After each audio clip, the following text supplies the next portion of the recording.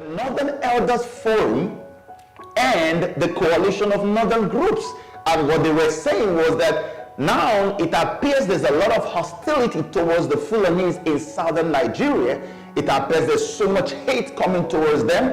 In other words, the Fulanis are no longer safe in southern Nigeria. So they said the Fulanis must vacate southern Nigeria and return to the north immediately. This was barely 2 weeks after the 30-day ultimatum. And now they said the Fulanis have to return to the north. While we were also trying to understand what was going on, the next thing we saw was Mieti Allah, publicity secretary or whatever, suddenly came up with another press release again. And this time around, the guy was threatening the Northern Elders Forum and the coalition of northern groups.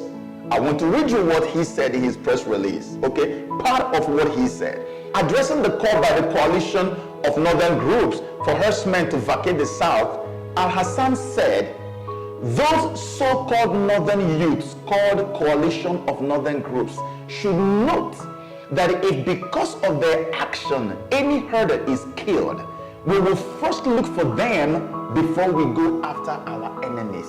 He actually just threatened the coalition of northern groups. The same coalition that gave 30 days ultimatum to the southern leaders to adopt RUGA. The same coalition that came together with Northern Elders Forum and said, Fulanis, please come back to the north. We don't think you are now, you are safe in southern Nigeria. Hostility is rising so much, so return to the north. The same group, the Mieti Allah, the Fulani organization, is threatening them. And nobody is asking what is going on here. Okay, so the guy kept on going in his press release and he said this. I want you to listen. He said, we are Nigerians and we are not going anywhere. Our attachment to the land is opportunistic. We don't farm the land. So if anybody is thinking that because he has cultivated the land in a particular place for long and he has rights there more than us, then we would ask, where is the grazing area that the colonial masters created for us? Can you even begin to imagine what is going on here? Where is the grazing area that colonial master created for them in our own ancestral lands? There was a video I made some time ago, and I'm going to let you see the video, where I was asking General Yakubu Gowon. I said to him, I'm not accusing you, sir, because I don't have all my facts straight. But I read and I heard a rumor, and I need you, General Gowon, to explain to us, is it true that you invited foreigners to come and help you subdue and kill Biafrans, and when they had come to help you kill Biafrans, after they have done their job, that you promised them that certain parts they're going to have a long stretch of grazing areas in Nigeria, stretching all the way from their own country down to even eastern Nigeria? That you made a promise to them that if they will help you to kill my own people, that they will have that land. And I said, I'm not accusing you. I am asking, can you clarify on this for the rest of us who do not know the fact to know the fact, because this is the word around town. But you see, from what this young man Al-Hassan is now saying about colonial masters giving, we don't need to go to the libraries anymore. The guy has dropped the bomb. He said the colonial masters gave them land. Now, if you ask me on my own to connect the dots, the only dot I can connect for you here is that truly the colonials must have or may have given them that entire stretching from Niger to Chad to all the way to the northern region, central region, all the way down to western region, stretching down to eastern Nigeria. Colonials may have given them that. But by the virtue of the UN resolution that abolished colonization, which I'm going to read for you now, everything the colonials gave to them was nullified by that resolution the moment colonialism ended. So the only other opportunity they had to renew that colonial era satanic allotment was by entering into a new one with General Gowon. So that after killing Biafras, Gowon will now reopen the book and reactivate that allotment and make it effective all over again. Since the colonial era one has ended, somebody in the post-colonial era has to revamp it and reactivate it and make it effective all over again. And this is where I believe that General Gowon may have come in. Because these guys cannot in their right senses be talking about something given to them by colonial masters when colonization had been outlawed many years ago. You know, I'm going to read us something that happened. See, there was a UN resolution. It's called UN General Assembly Resolution 1514. I was able to lay my hands on the actual hard copy. It was photocopied and somebody sent it and I saw it. And so it is called the United Nations General Assembly 15th session. This took place on Monday, the 5th of December, 1960. And it was at 3 p.m. in New York, 935th plenary meeting of the United Nations. I want to read you something from this resolution. Follow me to page 8 if you by any means have a copy of it. Go to page 8. Page 8 of this resolution. Let me read you something. It says the operative part of the 42 power draft resolution begins with these words. Solemnly proclaims the necessity of bringing to a speedy and unconditional end colonialism in all its forms and manifestations. In all of its forms and manifestations, no matter how it wants to manifest. Follow me down to page 9 of this same resolution. And this resolution was adopted on the 14th of December, barely 1 week after, maybe 9 days after this was presented. It was adopted by the UN. 14th of December 1960. Look at what this resolution said to prove to you that the Fulanis have absolutely no right whatsoever to anything that was given to them by the colonial masters. The resolution says, first, the system that we should like to see immediately abolished is the domination of any people by an alien people in all its forms and manifestations. Second, independence from domination should apply not only to those people and territories which are usually called colonies, but to all dependent peoples, the indigenous peoples. Third, the abolition of domination by giving independence should be complete. It can be completed only if it is meant to stop forever any attempt at the revival of any alien influence on peoples and nations after they have achieved their independence. In other words, any form of meddling, any form of using proxies to come back to rule the people that you say they have gotten independence, it is meant to be destroyed. That's the only way you know that the whole independence is complete. 4, independence should not mean only political independence, but should mean economic and cultural independence, free from any direct or indirect influence or exercise of pressure of any kind on peoples and nations in any form and under any pretense. My God.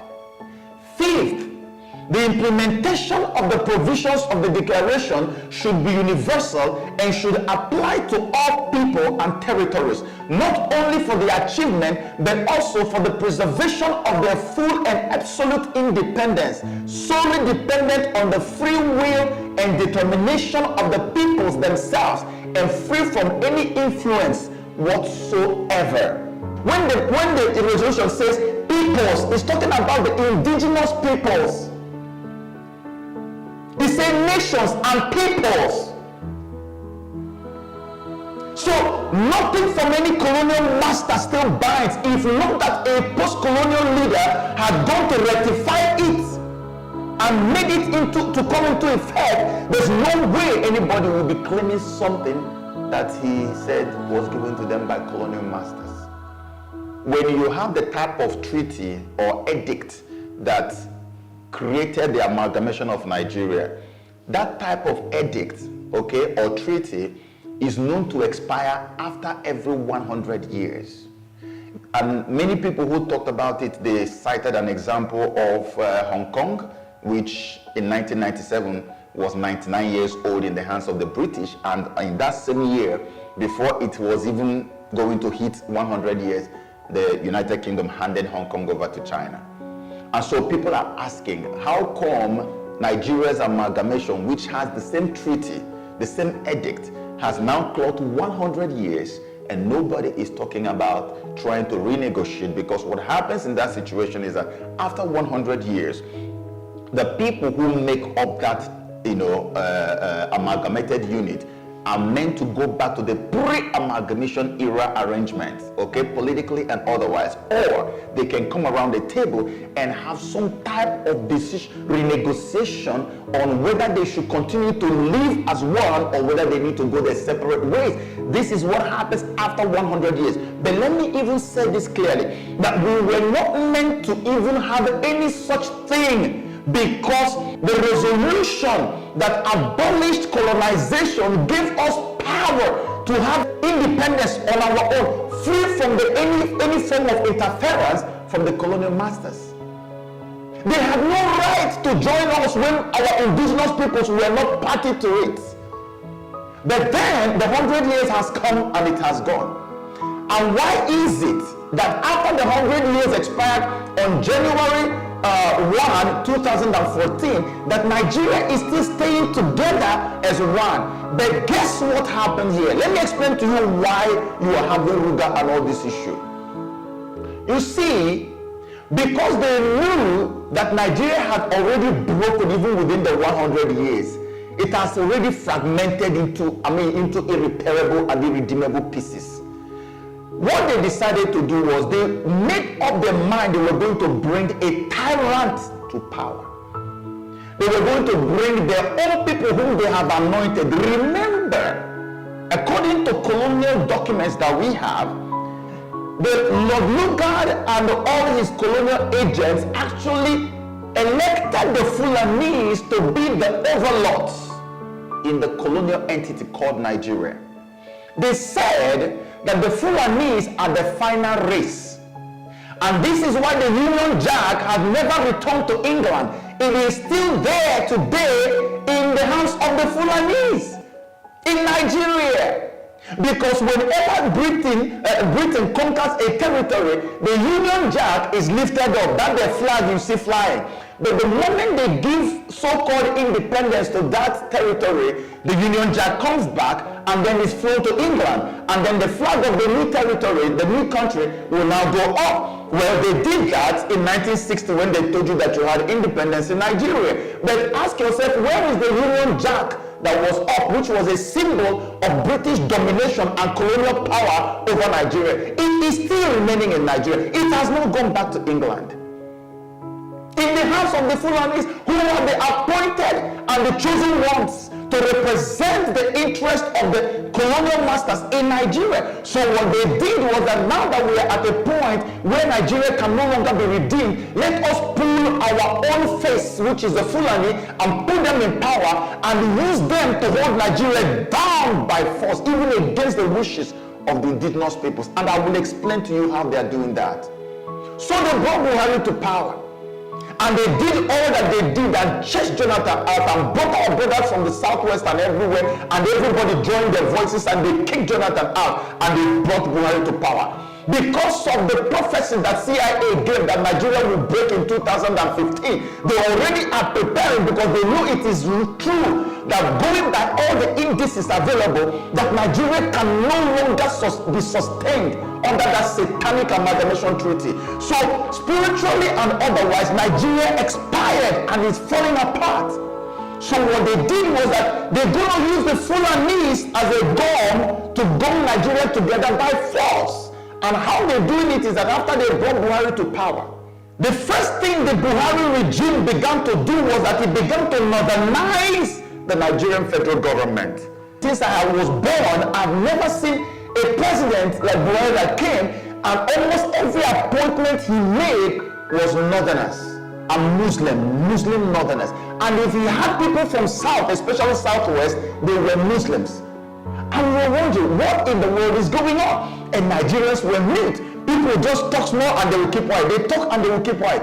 People were, what is going on here? So we did not know that what Buhari was doing was to rescue and redeem the land from the colonial masters, because Buhari is a 100% face of the colonial masters in Nigeria. That's why you see England 100%. You see how many times has Buhari flown abroad to go for checkup until he now traveled and stayed more than 100 days. A president was away from his throne for more than 100 days, and it was where was he taking the treatment? It was in England, the same England holding him down. That even if it is the shadow of Buhari that is going to be in power, that Buhari must be the one there. Why? Because they have already entered into a pact with him. They speak through him, they act through him, they live through him. No one else from any part of Nigeria can give them that kind of access. This is why they put Buhari there. So now what happened